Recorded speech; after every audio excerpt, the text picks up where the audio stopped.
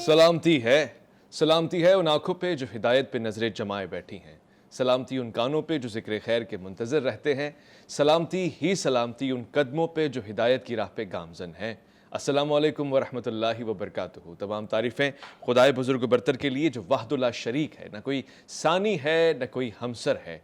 दुरूद लामहदूद महबूब रब्बुल वदूद राहतुल आशिकीन मुरादुल मुश्ताकीन हज़रत मोहम्मद मुस्तफ़ा आपकी आले पाक आपके जानिसार अंसार और असहाब पर। अज़ीज़ान मन ख़वातीन व हज़रात, आपको खुश आमदीद कहता हूँ। आप देख रहे हैं अलिफ लाम मीम।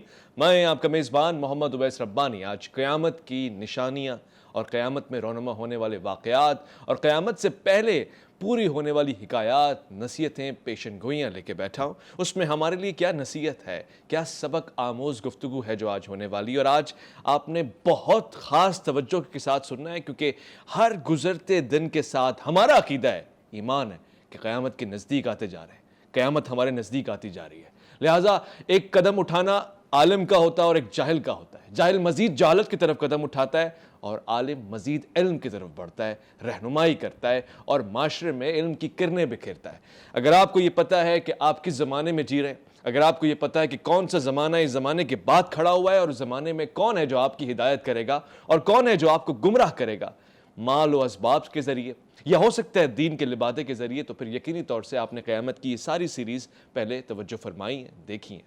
मैं खुश आमदीद कहना चाहता हूँ आज क़यामत ही के उन्वान के ऊपर गुफ्तगू करने के लिए जो हज़रात, जो शख्सियात यहाँ पे तशरीफ़ फरमाएँ, माशरे में इंतहाई पुरअसर और पुरइल्म पुरनूर शख्सियात है। मैं आपको अपने प्रोग्राम में खुश आमदीद कहना चाहता हूँ। हमारे साथ तशरीफ़ फरमाएँ अल्लामा सज्जाद शब्बीर रिज़वी। अस्सलामु अलैकुम वरहमतुल्लाह।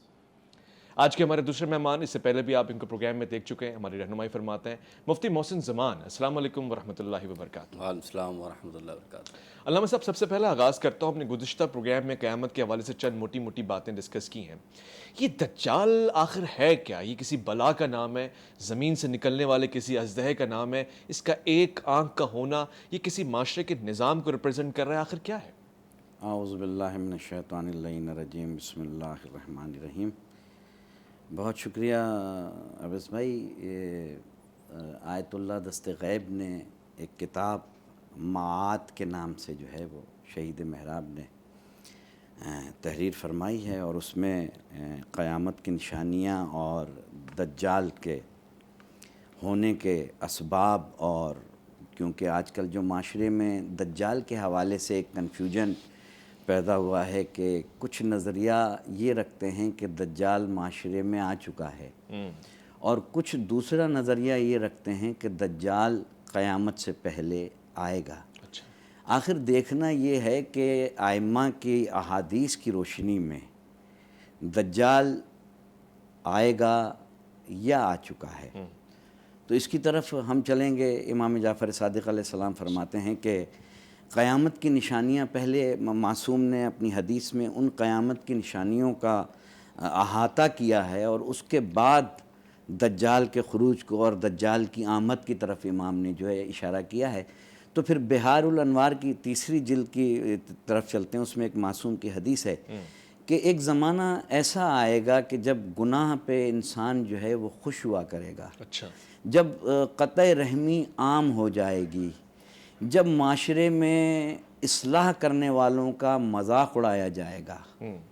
और फिर फरमाते हैं मासूम अबू बसीर से कि अबू बसीर, वो ज़माना ऐसा होगा कि जब जगह जगह से तुम्हें ग़िना की आवाज़ें सुनाई देंगी। अच्छा। और ए अबू बसीर, ये ज़माना ऐसा होगा कि जहाँ इखलाक़ियात बेमानवियत हो जाएंगे। अच्छा। यानी अखलाकियात की, यानी आम फहम ज़बान में अगर मैं उसकी तौज़ी बयान करूं कि अखलाकियात नज़र नहीं आएंगी, तो फिर ऐसे में जहां बुराई आम हो जाएगी, माशरे में बेहयाई आम हो जाएगी और नए नए फितने, यहाँ ये मैं आपके तवस्सुत से नाज़रीन तक पहुँचाऊँगा कि नए नए फितने जन्म लेंगे। तो ऐसे में समझ जाना कि अब क़यामत की निशानियां जो हैं वो बहुत करीब हैं। और फिर मौला आगे फरमाते हैं कि फिर दज्जाल का खुरूज होगा जो किसी मुर्दे को कभी, इंसान को कभी मारेगा और कभी ज़िंदा कर देगा। اور کبھی یہ دعویٰ کرے گا کہ بھوک اور افلاس ہر طرف پھیل جائے گی تو پھر وہ دعویٰ کرے گا کہ آؤ میں تمہیں روٹی دوں. اچھا. اور پھر وہ نت نئے اس قسم کے لوگوں کو یعنی اپنی طرف مائل کرنے کی کوشش کرے گا. اور بعض روایات میں اس سے ہٹ کے بعض دوسری روایات میں یہ بھی ملتا ہے کہ اس کی ایک آنکھ جو ہے وہ ایک آنکھ ہوگی اور ایک آنکھ پہ ہاں. اور دوسری طرف یہ روایت میں ملتی ہے کہ وہ ایسے دعوے کرے گا کہ انسان خود بخود اس کی طرف کھنچتا چلا جائے گا. اچھا. پھر معصوم فرماتے ہیں ابو بصور یہاں ابو بصیر ایمان کا پیمانہ یہ ہے کہ جو اللہ کی وحدانیت پر اور ہماری محبت جن کے دل میں ہوگی وہ دجال کے خروج کو اور دجال کی آمد کو پہچان لیں گے. اور جو جن کے دل میں ہماری محبت اور ہماری مودت نہیں ہوگی وہ دجال کے پیچھے چلیں گے.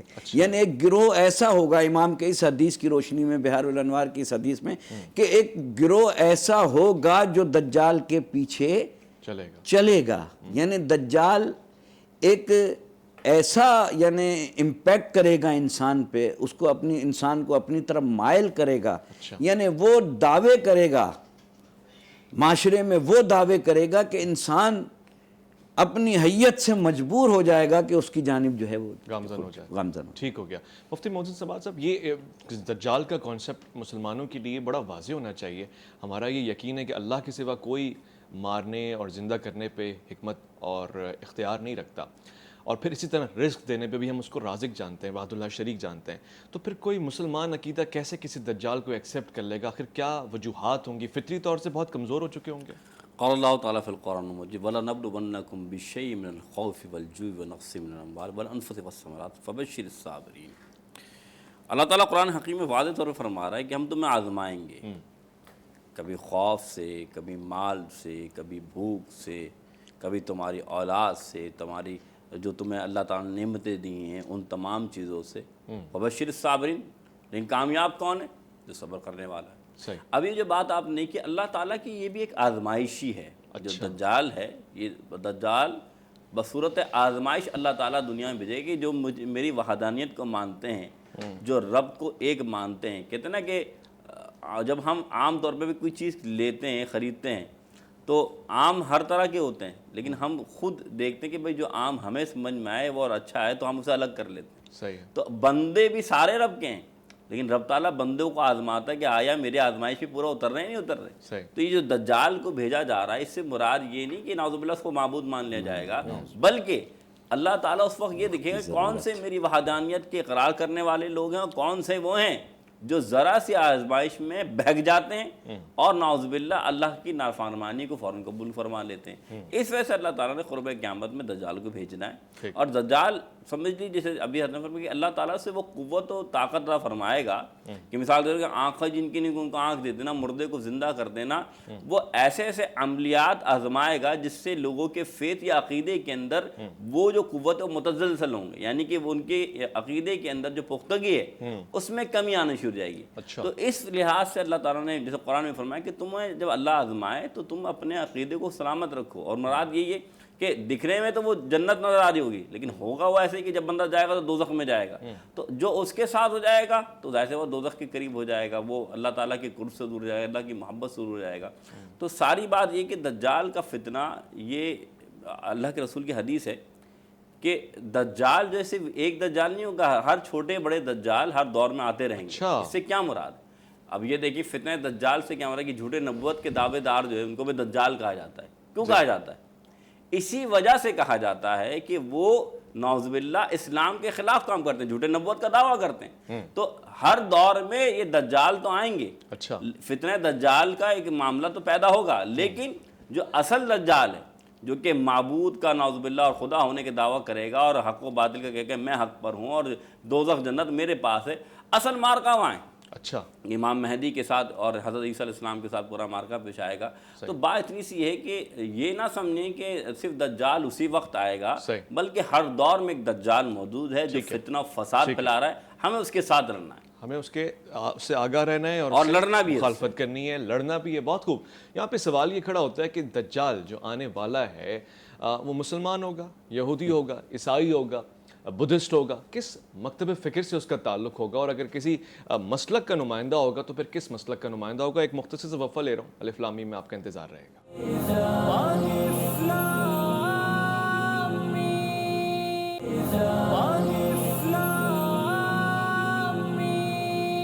خوش آمدید. الف لام میم پہ گفتگو ہو رہی ہے اس وقت قیامت کی نشانیاں اور اس سے پہلے رونما ہونے والے واقعات سے.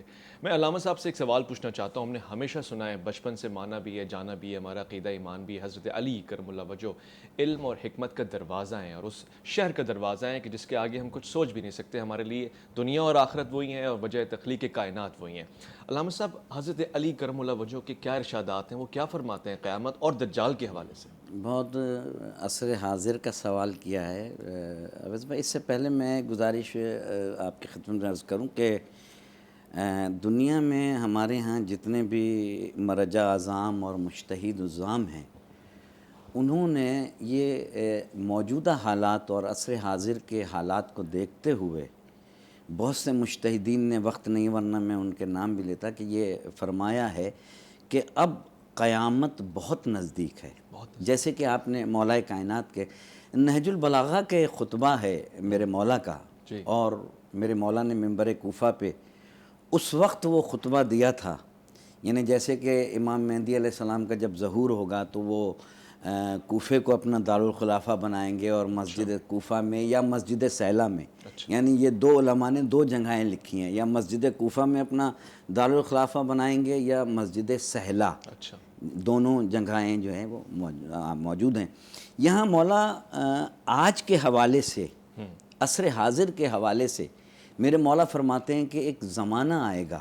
میں اس خطبے کا نچوڑ آپ کی خدمت میں پیش کر دوں ناظرین تک, کہ ایک زمانہ آئے گا کہ دنیا میں ایک ایسا وبائی مرض پیدا ہوگا جسے سفید بخار سے جو ہے کمپیئر کیا جائے گا. اچھا. اور وہ مرض جو ہے وہ چمگادڑوں سے پھیلے گا. اچھا. اور اس سے انسانی جسم میں سر میں درد ہوگا, اور اس سے انسانی جسم میں بخار پیدا ہوگا, اور اس سے انسان جو ہے وہ ہلاک بالکل ٹھیک ٹھاک ہوگا, اور دوسرے دن وہ جو ہے انسان وہ مردہ پایا جائے گا. اللہ اکبر. اب وہ زمانہ کیا ہوگا, یہ تو میں نے آپ کو صرف اس کے وہ بتا دیے, نچوڑ بتا دیے. وہ زمانہ کون سا ہوگا؟ معصوم فرماتے ہیں کہ وہ زمانہ ہوگا کہ جب قیامت بہت قریب ہوگی اور دجال کے آنے کا وقت بہت تھوڑا رہ جائے گا. اچھا. یعنی اب آپ جو اس کانٹیکس میں جو میں نے بات آپ کو اس خطبے کو, طویل خطبے کو چند جملوں میں جو ہے وہ سمویا ہے, اس کا نچوڑ یہ ہے کہ آج کے عصر حاضر کے زمانے کو جب ہم دیکھ رہے ہیں, اور وبائی امراض دیکھ رہے ہیں, اور ہلاکتوں کا ریشو پوری دنیا میں آپ دیکھیں نا, مغرب سے لے کے مشرق اور مشرق سے لے کے پوری دنیا, ورلڈ وائڈ دنیا جو ہے ایک وائرس سے اتنا پریشان ہے. 1400 سال پہلے اگر میرے مولا کے اس خطبے پہ ریسرچ کر لی جاتی کہ میرے مولا نے 1400 سال پہلے یہ بتا دیا تھا کہ ایسی بیماری آئے گی, اور انہوں نے مرض بھی بتا دیا, یقیناً جب مرض بتایا ہوگا تو اس کی تشخیص اور اس کا علاج بھی بتایا ہوگا. اب علاج تلاش کرنا ہے. میں نے خطبہ بتا دیا مولا کا, تو مولا فرماتے ہیں کہ اب وہ زمانہ بالکل قیامت کے قریب ہوگا, اور دجال اس وقت بالکل ہی قریب ہوگا کہ دجال کے آنے کا وقت جو ہے بہت ہی قریب. یعنی ہم کہہ سکتے ہیں کہ کووڈ-19 کی صورتحال کو دیکھتے ہوئے کہ بہت قریب ہے کہ دجال کا خروج ہو جائے. سارا صورتحال, یہ اشارے, یعنی مولا کا وہ جو اگر خطبہ آپ یقیناً آپ کی نظر سے گزرا ہوگا, اور علماء کرام نے اس کو باقاعدہ بیان بھی کیا ہے, تو اس خطبے کو جب ہم پڑھتے ہیں تو لگتا ہے کہ عصر حاضر کی جو باتیں ہیں وہ سامنے میرے مولا نے باتیں چل رہی ہیں. بالکل صحیح. اور اس سے بالکل یہ ثابت ہو رہا ہے کہ قیامت جو ہے بالکل نزدیک ہے, اور امام زمانہ علیہ السلام کا جو ظہور ہے وہ بالکل ہی نزدیک سے نزدیک تر ہوتا جا رہا ہے. اس لیے کہ آپ اسلامی ممالک کی صورتحال جو دیکھ رہے ہیں, جو معصومین کی احادیث کی روشنی میں جو اسلامی ممالک کی صورتحال دیکھ رہے ہیں, جو مسلمانوں کی حالت زار جو معصومین نے احادیث میں فرمائی ہیں قیامت سے پہلے, دجال کے آنے سے پہلے جو مسلمانوں کی حالت زار بتائی ہے, جو فلسطین اور اسلامی ممالک کا کسی کافر کے ملک کو تسلیم کر لینا, یہ بھی ایک بہت بڑی نشانی ہے دجال کے آنے کی. یہ ایک بہت بڑا یعنی ایک بہت بڑی نشانی ہے کہ مسلم امہ جو ہے کافر حکومت کو جو ہے تسلیم کر لے. پھر بیت المقدس سے امام زمانہ کا ربط اگر آپ ملائیں گے, میں بس صرف کانٹیکس میں جا رہا ہوں, جب ربط ملائیں گے آپ اور امام کے ظہور کا آنا اور بیک وقت پوری دنیا میں ایک آواز کا پھیل جانا کہ امام جو ہے وہ تشریف لے آئے ہیں, اور پھر امام کا یہ فرمانا کہ 313 اگر میرے ناصرین ہو جائیں تو میں آج ظہور کر لوں. اچھا, امام فرماتے ہیں کہ 313 اگر میرے جانثاران ہو جائیں تو میں آج ظہور فرما لوں. اس کا مقصد ہے کہ ابھی مسلم امہ میں 313 امام کے جانثار جو ہیں وہ نہیں ہوئے ہیں. تو اس ساری باتوں کی روشنی میں ایسا محسوس ہوتا ہے کہ عصر حاضر میں کہ بہت قریب ہے امام زمانہ علیہ السلام کا ظہور. ٹھیک ہو گیا, انشاءاللہ بہت قریب ہے. مفتی صاحب, اسی خیال اور اس آرزو اور تمنا کے پیش نظر کہ بہت قریب ہے کہ آپ کی ولادت ہو, آپ کا ظہور ہو, ان دونوں صورتحال میں آپ کی قیادت ہمیں نصیب ہو. مگر ایسی صورتحال میں آپ سے نسبت جوڑنے کے لیے, آپ کے قریب آنے کے لیے, آپ کی رہنمائی میں رہنے کے لیے ہمیں کیا کرنا چاہیے؟ کن باتوں کا خیال رکھنا چاہیے؟ کوئی خاص مسلک کے رہنما ہیں آپ, کسی خاص مذہب کے نمائندے ہیں آپ, یا پوری انسانیت کے مسیحا ہیں؟ بہت اچھا سوال کیا آپ نے, اور یہ وقت عہد حاضر کا بڑا اہم ترین سوال ہے جو آپ نے کیا. امام مہدی جو ہے نا وہ ہدایت یافتہ ہیں اور ہدایت پر لوگوں کو لانے والے ہیں. سب سے بڑی بات, وہ کسی مسلک پر عمل نہیں کریں گے, بلکہ جو وہ کہیں گے وہ دین ہوگا. اللہ اکبر, مکمل بات یہ. سبحان اللہ. یعنی مراد یہ ہے کہ جتنے بھی مسالک ہیں, جتنے بھی مذاہب ہیں, جتنے بھی یعنی فرقے ہیں, ان کو تمام کو اگر دین پر چلنا ہے تو وہ دین وہ ہوگا جو امام مہدی پیش کریں گے, جو امام مہدی جس کو لے کر آئیں گے, جو امام مہدی حکم فرمائیں گے. آپ یہ دیکھ لیں, حضرت نے جیسے فرمایا کہ امام مہدی کا جب ظہور ہوگا تو ان کے ظہور کی سب سے بڑی علامت یہ ہوگی کہ اسلام جو ہے نا, اسلام سمٹ کر مکہ اور مدینہ میں آ جائے گا. آج آپ دیکھ لیں کہ عرب کے اندر جو صورتحال ہے, جو معاملات ہیں, جو اتنے خرابی پیدا ہوتی جا رہی ہے, یہاں تک کہ رسول خدا صلی اللہ علیہ وسلم فرمایا کہ میری اولاد میں سے جب یہ حالات و واقعہ جب عرب کے اوپر یا دنیا میں ظلم و ستم پھیل جائے گا, تب عدل انصاف قائم ہوگا جب میری اولاد میں سے ایک حاکم آئے گا, اور وہ کون ہوگا؟ امام مہدی ہوں گے. اور یہاں تک کہ اس نے فرمایا مہدی منی, کہ مہدی مجھ سے ہے. اس سے مراد ہے کہ امام مہدی جب آئیں گے تو ان کی علامات میں سے پہلی علامت یہ کہ وہ طواف جو یعنی ابدال جو ہیں اولیاء وہ طواف کریں گے کعبے. امام مہدی وہاں موجود ہوں گے, علامات دیکھیں گے, فوراً اولیاء اللہ آپ کی طرف جائیں گے اور بیعت کرنے کی کوشش کریں گے, لیکن آپ انہیں منع فرمائیں گے. لیکن پھر بھی جو 313 والی بات تو یہ تو ہمارے یہاں بھی ملتی ہے کہ بالکل آپ کے جو لوگ ہوں گے وہ 313 کی تعداد میں ہوں گے, اور خراسان سے ایک قافلہ نکلے گا جو افغانستان کا ایک علاقہ ہے, جو کہ وہ لوگ آپ کے جو ہے نا وہ ساتھی ہوں گے, مددگار ہوں گے, جو دجال کے خلاف باضابطہ جہاد کا اعلان فرمائیں گے. تو وہ جو جتنے بھی تھے نا, جتنے جو بیعت کے لیے آگے بڑھیں گے, تو اللہ کی طرف سے ایک اعلان ہوگا, حکم آئے گا کہ یہ مہدی ہے, اس کی بات سنو اور اس کی بات پر عمل کرو. تو پھر آپ اعلان کریں گے کہ ہاں اب تو یہ ساری بات بتانے کا مقصود یہ ہے کہ امام مہدی کا جو قافلہ ہوگا وہ رشد و ہدایت پر بھی ہوگا, اور جو ان کے ساتھ ہو جائے گا وہ ہدایت یافتہ ہو جائے گا. لیکن آپ کا جو سوال ہے وہ کسی مسلک کے لیے ہوں گے, کسی مذہب کے لیے ہوں گے. یہ بات اس طریقے سے کہ وہ کسی مسلک کے لیے نہیں ہوں گے, بلکہ وہ خود اللہ تعالیٰ کی طرف سے دین کے پیکر بن کر آئیں گے, جو وہ پیش کریں گے وہی دین ہوگا. تو اس لحاظ سے چاہے کوئی بھی فرقہ ہو, جب امام مہدی آئیں گے تو تمام کو ان کی بات ماننی پڑے گی, ان کی بات اور اس کی مثال یہ ہے کہ جب امام مہدی شام جا رہے ہوں گے اور جامع مسجد حضرت عیسیٰ علیہ السلام کا نزول ہوگا, تو عصر کے وقت امام مہدی خود فرمائیں گے عیسیٰ آپ جو ہے امامت کیجئے, لیکن آپ کہیں گے نہیں, اللہ تعالیٰ نے آپ کو وہ منصب عطا فرمایا, امام مہدی خود امامت فرمائیں گے اور عیسیٰ علیہ السلام کی ابتدا میں نماز پڑھیں گے. تو مراد کیا ہے کہ یہ دیکھا جائے کہ ایک طرف نبی ہیں, لیکن آج حضور کی امتی بن کر حضور نے یہاں تک کہ حدیث ملتی, حضور نے فرمایا کہ عبد المطلب کے جو بیٹے ہیں ہم, اللہ نے ہمیں سردار بنایا ہے. یعنی حضرت عبد المطلب, حضرت حمزہ رضی اللہ عنہ, حضرت جعفر رضی اللہ عنہ, حضرت علی رضی اللہ عنہ, ہاں بن ہاشم, اور پھر آخر میں فرمایا مہدی بھی ان میں سے جسے اللہ نے سردار بنایا. تو مراد یہ کہ آخری زمانے میں بھی حضرت اہل بیت میں سے حالانکہ حضرت عیسیٰ علیہ السلام موجود ہوں گے، آپ کی پیچھے اقتدا نماز پڑھیں گے، لیکن یعنی اقتدا نماز پڑھنے کے باوجود سرداری جس کی ہوگی، بات جس کی تسلیم کی جائے گی، اس پر عمل کیا جائے گا، وہ حکم امام مہدی کا ہوگا۔ تو معلوم کیا چلا کہ اگر دین سیکھنا ہے تو اہل بیت سے سیکھنا ہوگا، اور یہی اہل بیت دین کی اصل راہ دکھائے۔ بہت بڑی بات آپ نے کہی اور عقیدت کا اظہار کیا ہے آپ نے۔ دین اگر سیکھنا ہے تو اہل بیت کی طرف آنا پڑے گا، اور یہی پیکر کامل ہے۔ رسول اللہ صلی اللہ علیہ وسلم کا ایک خوبصورت سفینہ ہے جس کو ہم سفینہ نجات کہتے ہیں۔ مگر سوال یہ بھی اٹھتا ہے کہ جتنے بزرگ، پیشوا اور مرشد حضرات آج ہمارے معاشرے میں پائے جاتے ہیں، جن کی لاکھوں اور کروڑوں کی تعداد میں فالوورشپ ہے، تو کیا وہ چھوٹے پڑ جائیں گے؟ ان کا کیا رول ہوگا؟ وہ کہاں جائیں گے؟ ان میں سے کسی ایک نے کہا جی ہم ساتھ نہیں دیتے، تو پھر ان کے مریدین کہاں جائیں گے؟ ایک سوال ہے، کشمکش ہے، ایک مختصر سا وقفہ ہے، لوٹ کر آئیں گے۔ الف لام میم میں آپ کا انتظار رہے۔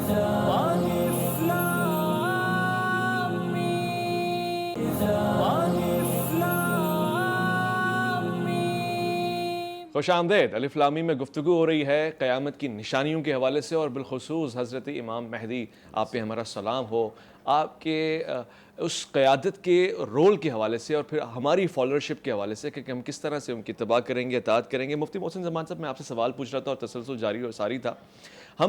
یہ بہت بڑی بات ہے ہمارے لیے، اور ہم تو عشاق اہل بیت ہیں، ہم رسول خدا کی اطاعت میں اور آپ کی تعظیم میں، آپ کی خدمت میں اہل بیت کو بڑا آگے جانتے ہیں۔ مگر ہمارے درمیان ایسے لوگ بھی موجود ہیں جن کو کہیں نہ کہیں اعتراض ہوتا ہے۔ اب یہ کانسیپٹ اور سوال بڑا سادہ اور عاجزانہ ہے کہ چونکہ ہم بارہا یہ کہہ رہے ہیں کہ امام مہدی امام ہوں گے، اور امام کا مطلب وہ ہوتا ہے جو دینی طور سے بھی صاحب اختیار ہو، صاحب امر ہو۔ ہم میں ایسے لوگ بھی ہیں جو امام ہی نہیں مانتے کسی کو، وہ کہاں جائیں گے؟ دیکھیں پھر وہی بات آ گئی کہ اسلام نے بڑے واضح طور پر یہ جو نشانیاں ہیں قیامت کی، ان میں سے یہ نشانی واضح ہو جائے گی کہ اسلام سمٹ کر مدینہ مکے میں آ جائے گا۔ سب سے آخری جو نشانی ہوگی نا، جو جسے آپ قسطنطنیہ کہتے ہیں، اب نشانیوں کی بات ہو رہی ہے، قسطنطنیہ کے اندر یعنی جو استنبول جسے آپ آج نام دیتے ہیں، اس پر حکمران جو ہوں گے وہ کافر آ جائیں گے۔ حالانکہ اتنا بڑا اسلامی ملک ہوگا، لیکن آج دیکھیں جب آخری وقت آئے گا تو اس پر حکمران کافر ہو جائیں گے۔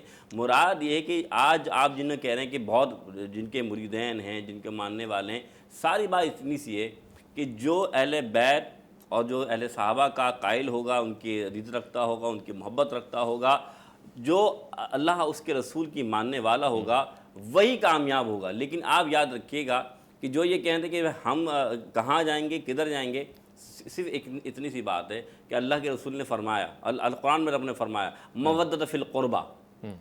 یہ قرآن کی جو واضح آیت ہے، یہ واضح طور پہ بتا رہی ہے کہ ہاں، تو اللہ تعالیٰ نے، اللہ کے رسول نے صرف کہ میری عطرت کی محبت اور میرے اہل بیت کی مودت کیوں مانگی؟ اس وجہ سے کہ اللہ کے رسول یہ جانتے ہیں کہ اگر ایمان والوں کو نجات پانی ہے تو ان کی محبت میں ہی نجات ملے۔ قل لا اسألکم اجرا۔ بالکل، کیا بات ہے، بات اتنی سی ہے۔ علامہ صاحب اب اس چیز کو سمجھنے کی اور کوشش کر رہے ہیں۔ صاحبان عشق امام کی تقلید کریں گے اور آپ کے حکم کی تعمیل کریں گے، مگر وہ لوگ جن کو معرفت ہی نہیں ہے حضرت امام مہدی کی، جن کو پتہ ہی نہیں ہے کہ یہ کون ہے، وہ کس طرح سے تائید کریں گے، کس طرح سے تسلیم کریں گے، کہاں جائیں گے؟ دیکھیں جیسے کہ مفتی صاحب نے فرمایا اور قرآن مودۃ فی القربہ کا حوالہ دیا، ویسے ہی قرآن کہتا ہے بسم اللہ الرحمن الرحیم ندعو کل عاصم بے امام، قیامت کے دن ہر کوئی اپنے امام کے ساتھ ہوگا۔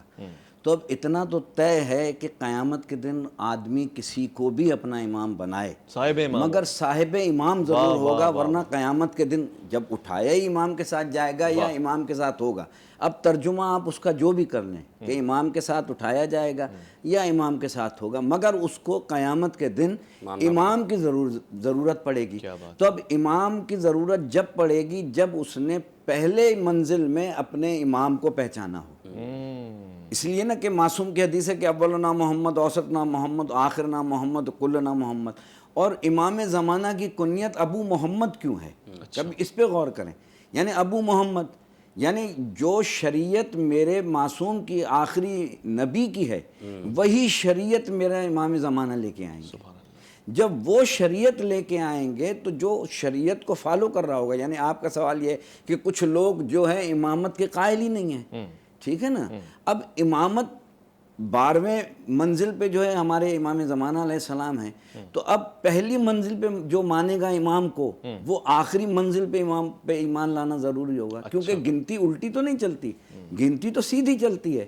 اب جو اوپر سے مانتا ہوا آئے گا، امام حسن عسکری تک آئے گا، پھر اسے امام کو تسلیم کرنا پڑے گا۔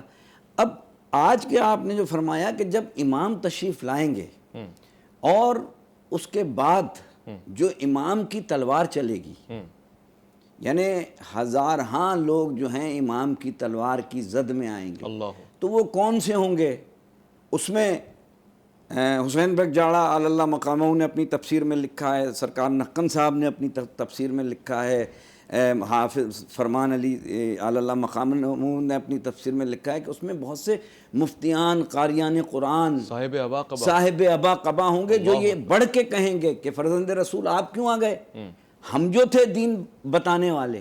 اس کا مقصد یہ ہے کہ امام کو مزاحمت کا سامنا کرنا پڑے گا۔ دیکھیں جس طریقے سے ہر نبی کو، یہاں میں یہ دلیل دوں گا مفتی صاحب کہ جہاں ہر نبی کو اپنی امت سے مزاحمت کا سامنا کرنا پڑا، بالکل صحیح ہے، آخری منزل میں آ جائیے، مکے کی زندگی میرے نبی کی دیکھ لیجئے، مدینے کی زندگی سے مکے کی زندگی میں آپ پتھر کھا رہے ہیں، مگر پھر بھی کہہ رہے ہیں یا ایھا الناس قولوا لا الہ الا اللہ تفلحوا، اے لوگوں اللہ کی وحدانیت کا اقرار کرو۔ یہ نہیں کہہ رہے ہیں کہ مجھے نبی مانو، پھر بھی کہہ رہے ہیں کہ اللہ کو مانو۔ تو امام مہدی کا ظہور صرف اللہ کی مشیت خداوندی ہوگا، اور ایک ایسا عادلانہ نظام اس دنیا میں امام لانا چاہ رہے ہیں۔ یعنی مہدویت اور امام کا آنے کا مقصد آپ کے ناظرین تک میں پہنچاؤں کہ امام ایسے وقت میں آئیں گے جب انصاف کی دھجیاں ختم اڑ چکی ہوں گی، کہیں انصاف نہیں مل رہا ہوگا، غریب بھوکا مر رہا ہوگا اور دنیا پریشان حال ہوگی۔ ایسے میں امام ایک ایسا نظام لے کے آئیں گے جو ان کے جد کا نظام ہوگا، اور اس جد کے نظام کو جب آپ رائج کریں گے تو پھر اتنا عادلانہ نظام، اس سے بڑا عادلانہ نظام اور کیا ہو سکتا ہے کہ شیر اور بھیڑ ایک ہی حوض میں پانی پئیں، اس سے بڑا کوئی عادلانہ نظام نہیں ہو سکتا۔ تو امام شریعت محمدی کے وارث ہیں اور شریعت محمدی کو رائج کریں گے۔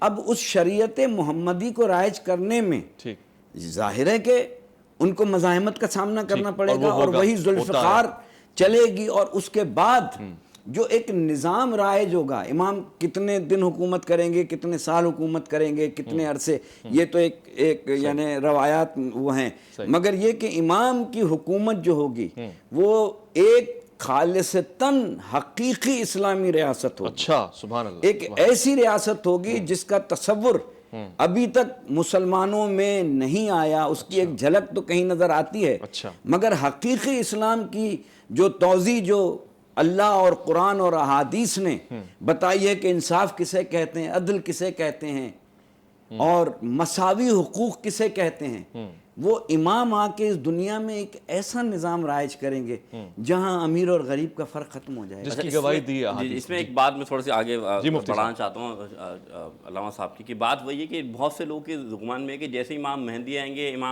علیہ السلام دجال ہوگا، قیامت آ جائے گی، ایسا نہیں۔ یاد رکھیے گا کہ امام مہدی علیہ کے بارے میں جو احادیث میں آیا کہ آپ 7 سال آپ کی خلافت کا دور قائم رہے گا، اور اس کے بعد حضرت عیسیٰ علیہ السلام کی 40 سال کا دور ہے۔ اب آپ یہ سوچیں امام مہدی کا جو دور ہے اس میں جو بات کی حالات ہوں گے، حدیث میں یہاں تک آیا ہے کہ بچے سانپ سے کھیلیں گے، اللہ تعالیٰ سانپ کا زہر جو ہے وہ زائل کر دے گا۔ یعنی کہ اللہ تعالیٰ جو زر پہنچانے والی شے ہیں، یعنی فتنہ و فساد ختم ہو جائے گا، جنگیں ختم ہو جائیں گی، لڑائی ختم ہو جائیں گی، اللہ تعالیٰ حکم دے گا زمین کو کہ کھیتیاں آباد ہو جائیں۔ یعنی حدیث میں یہ آیا کہ ہر طرف ہریالی ہوگی، یہاں تک کہ بیل مہنگے ہو جائیں گے۔ کیوں؟ کیونکہ اللہ تعالیٰ کے حکم پر بیل جو ہے نا وہ کھیتی باڑی اتنی ہو جائے گی کہ بیل مہنگے ہو جائیں گے، اور آسمان سے اللہ تعالیٰ اتنا بادل برسائے گا کہ ہر طرف ہریالی ہوگی۔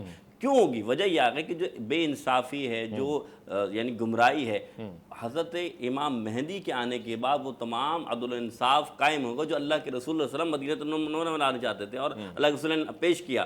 اصل جو میں آپ کو ایک بات کرنا چاہتا ہوں کہ بات اتنی سی کہ امام مہدی، آپ یہ کہہ رہے ہیں کہ جو نہیں مانتے، اتنی سی بات ہے، جو آج مانتے ہیں وہ تو مانیں گے، اس بات کو یاد رکھیے گا۔ جو نہیں مانتے انہیں ماننا پڑے گا۔ ماننا پڑے گا۔ کیوں ماننا پڑے گا؟ کیوں ماننا پڑے گا؟ کیونکہ ہدایت کا راستہ امام مہدی کا ہے. تو میں پھر آپ سے کہوں کہ کوئی مانتا ہے تو مانے، لیکن جو نہیں مانتا اسے اس دن ماننا پڑے گا، بھلے وہ کسی فرقے سے بھی ہو. لیکن یاد رکھیے گا، فرقہ ہو، مسئلہ ہو، کچھ بھی ہو، جو امام کہیں گے وہ دین ہے، وہ ماننا پڑے گا. سبحان اللہ، سبحان اللہ. یہاں پہ ایک بات ضرور کہوں گا کہ یہ ایک انقلاب ہوگا اور اسلامی انقلاب ہوگا. تو ہمیں یہ ضرور دیکھنا ہے کہ ماضی میں کیا کوئی ایسے انقلاب آئے ہیں جس میں انقلاب لانے والا بوریے پہ بیٹھا ہو، سوکھی روٹی کھا رہا ہو، اور اس نے اسلامی انقلاب ایسا رائج کیا ہو جہاں مساوی حقوق ہوں، جہاں کا حاکم جو ہے زمین پہ بیٹھا ہو. اگر اس انقلاب سے ہم نے دنیا میں حرارت حاصل کریں تو ہم پھر وہاں تک جانے میں ہمیں آسانی. ٹھیک، بہت شکریہ علامہ سجاد شبیر رضوی صاحب، بہت شکریہ مفتی محسن زمان صاحب. خواتین و حضرات، آج کی باتوں کا نچوڑ اگر میں نکالوں تو قیامت کی نشانیوں اور اس کے آثار اور اس سے قبل رونما ہونے والے تمام واقعات کے پیش نظر ایک بات تو مجھے سمجھ میں آ گئی. آپ قیامت سے قبل فیئر لیس تو ہو سکتے ہیں، بیس لیس بھی ہو سکتے ہیں، لاجک لیس بھی ہو سکتے ہیں، یوز لیس بھی ہو سکتے ہیں، مگر امام لیس نہیں ہو سکتے. اور یہ بہت ضروری چیز ہے کہ آپ کا کوئی پیشوا ہو جو آپ کو دین سکھائے، جو آپ کی رہنمائی کرے. لہٰذا جس کا کوئی پیشوا نہیں ہوتا، شیطان اس کا پیشوا بن جایا کرتا ہے اور اس کو گمراہ کر دیا کرتا ہے. لہٰذا آج سے اپنی تیاری مکمل کریں اور کوشش کریں کہ جو احکامات آپ تک آ چکے ہیں، جو معرفت آپ تک پہنچائی جا چکی ہے، اس کو اپنے دل میں سموئیں، اپنے عمل میں بھریں اور اپنی زبان سے اس کو نشر کریں. اپنا بہت خیال رکھیے گا، اپنے سے بڑھ کے خیال رکھیے گا ملک پاکستان کا، اللہ کے فرمان کا. اللہ کی امان میں.